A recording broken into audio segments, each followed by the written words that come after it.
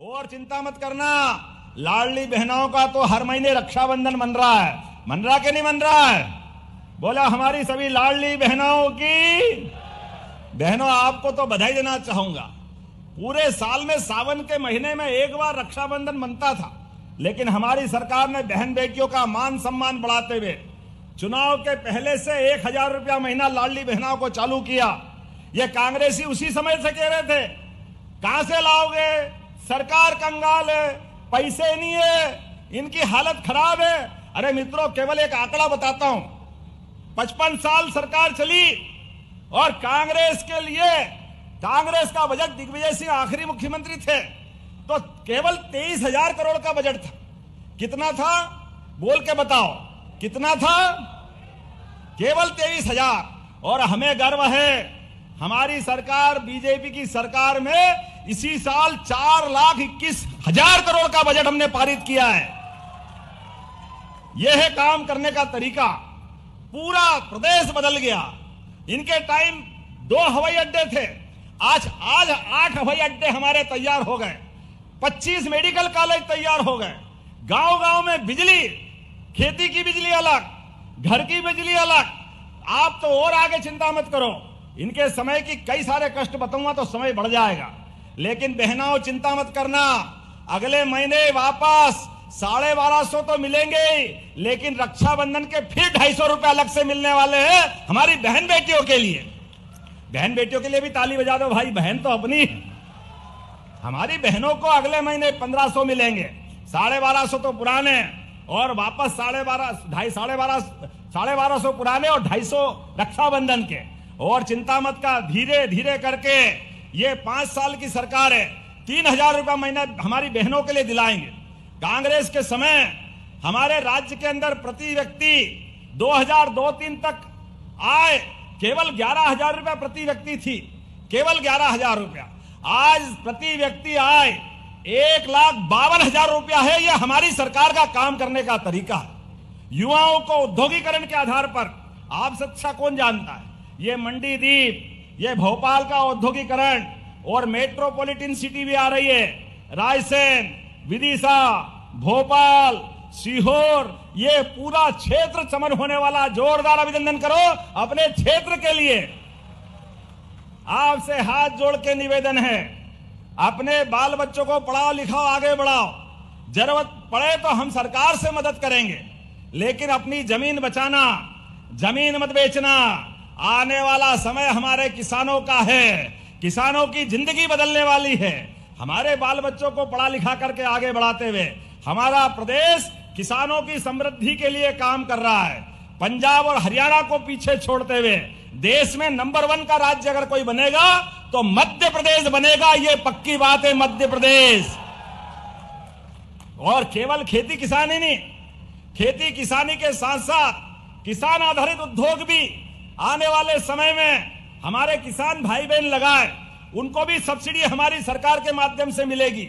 अलग अलग प्रकार के सारे उद्योग धंधे और खेती किसानी के साथ हमारी तो हजारों साल से खेती किसानी वाले के घर घर गाय होती है, दूध का जानवर होता है, और जिसके घर गाय वो गोपाल। बोलो गोपाल कृष्ण भगवान की। तो जिनके घर गाय होकर के गोपाल रहते थे, घर घर गाय घर घर गोपाल, इस भाव के आधार पर हमारे देश में, मध्य प्रदेश में अभी केवल 9% दूध होता है, और आने वाले समय में ये दूध की राजधानी भी बनेगा। मध्य प्रदेश सबसे नंबर 1 पे जाएगा।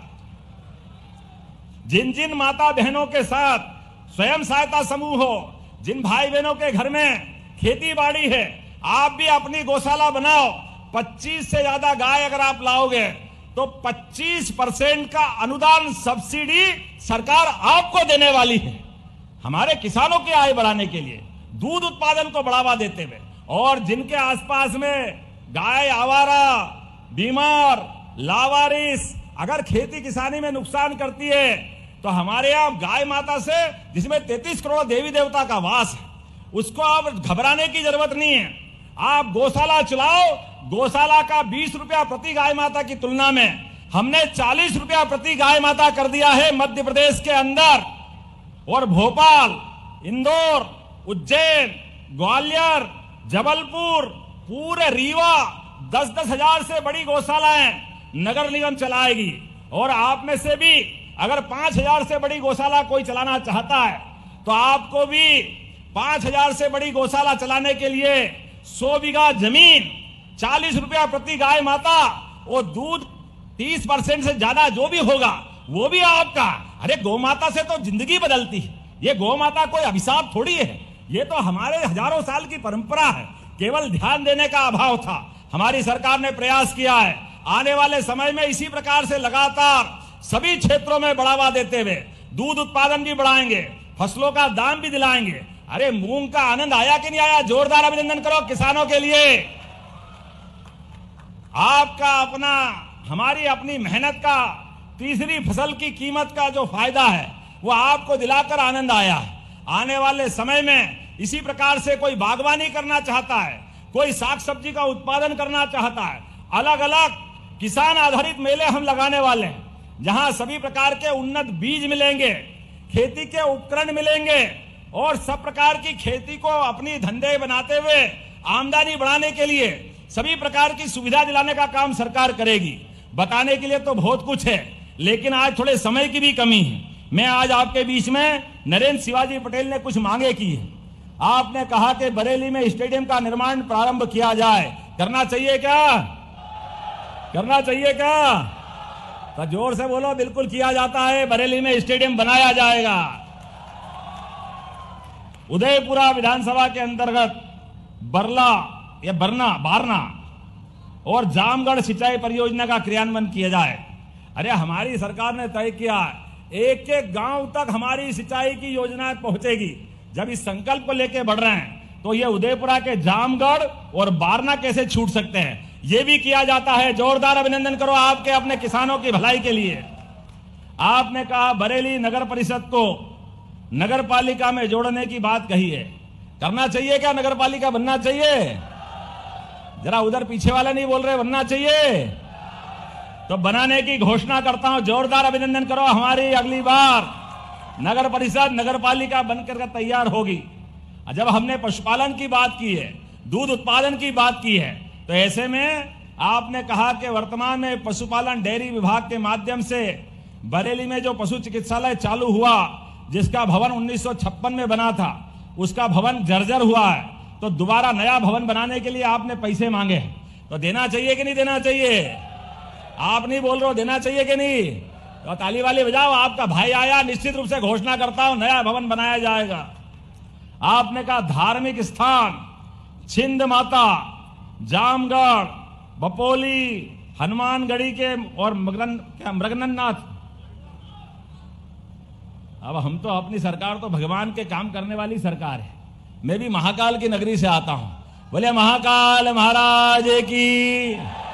जब महाकाल के महालोक से आनंद छा रहा चारों तरफ और भगवान अयोध्या में मुस्कुरा रहे हैं हमारी माता सरयू के किनारे, तो बरेली के देवस्थान क्यों रह सकते हैं?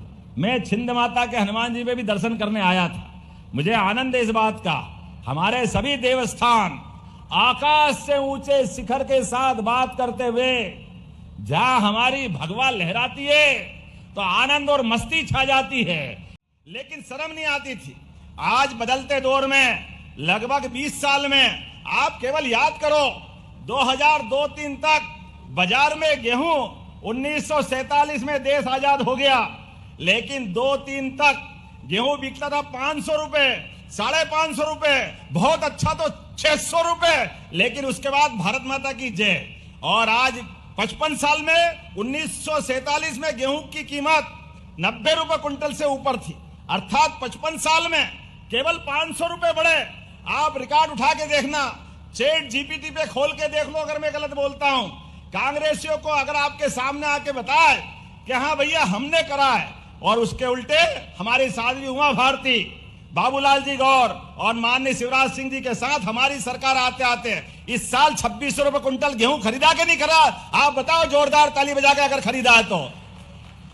20 साल में 2000 और 55 साल में 500 रुपए। और कितनी बेशर्मी से कह रहे हैं, अरे वो तो हम कह रहे तो मूंग खरीद ली।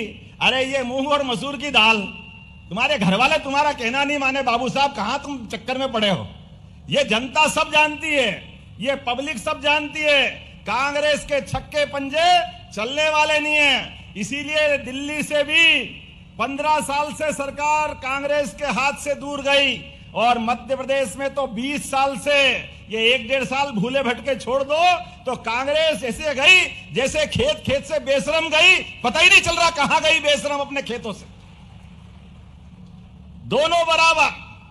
आज अपने कर्मों के कारण इनकी जो हालत हुई है, आप बताइए, अब हमारे खेतों में किसानों को पानी भी मिल रहा है, बिजली भी मिल रही है, और चिंता मत करो, हमारी सरकार ने तो और तय किया है, अब तो बिजली का कनेक्शन भी 5 रुपए में देने वाले हैं किसानों को, 5 रुपए में बिजली का कनेक्शन। और धीरे धीरे करके अभी 3 साल के अंदर अभी 5 हार्स पावर का कनेक्शन, 10 हार्स पावर का कनेक्शन, 2 हार्स पावर का कनेक्शन, 30 हार्स पावर का कनेक्शन आप लेने जाते हो तो बिजली के बिल के लिए 5 हार्स पावर में 7,500 रुपए लगते हैं हर साल के। और हमारी सरकार के माध्यम से 53,000 रुपया बिजली के बिल में सब्सिडी हम देते हैं। अब कांग्रेस ने तो कभी नहीं दी, आप कांग्रेसी से पूछ लेना, आपकी सरकार थी तो किसानों की क्या मदद आपने की थी।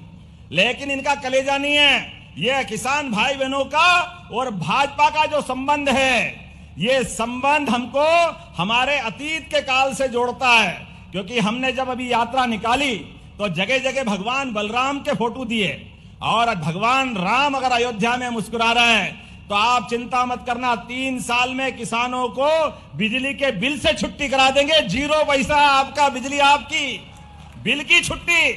आप अपने अपने खेत में सोलर पंप लगाओ, आपको बिल भरने जाने की जरूरत नहीं है। बल्कि और उल्टे, जब किसान सोलर पंप लगाएगा तो आपसे बिजली ज्यादा हो गई, अपने खेत में जला ली, अपना काम चला लिया, और बची तो सरकार आपको पैसे दे के खरीदेगी, पैसे दे के।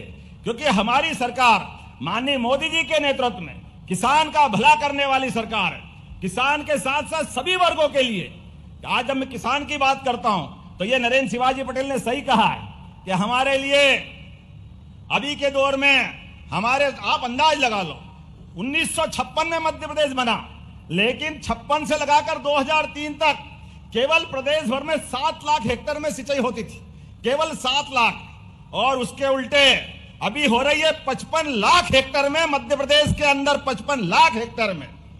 और 1 फसल, 2 फसल, अब तीसरी फसल भी, और धीरे धीरे करके 5 साल में 100 लाख हेक्टेयर में पूरी फसल को ले जाएंगे, 100 लाख हेक्टेयर तक।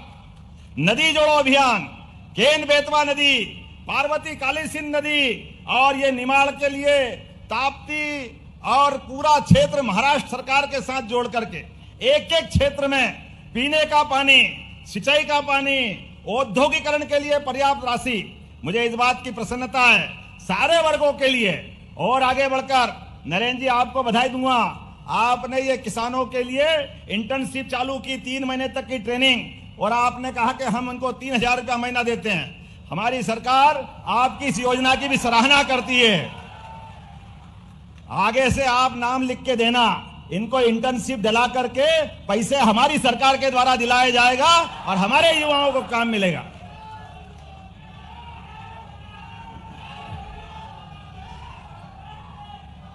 बोले भारत माता की। जब हमारे युवाओं की बात करते हैं तो युवाओं के लिए तो हमारे दरवाजे सदैव खुले हुए हैं। आज आप एक के बाद एक देखो, कहां 2-3 तक 55 साल में मध्य प्रदेश में 5 मेडिकल कॉलेज थे, खाली 5।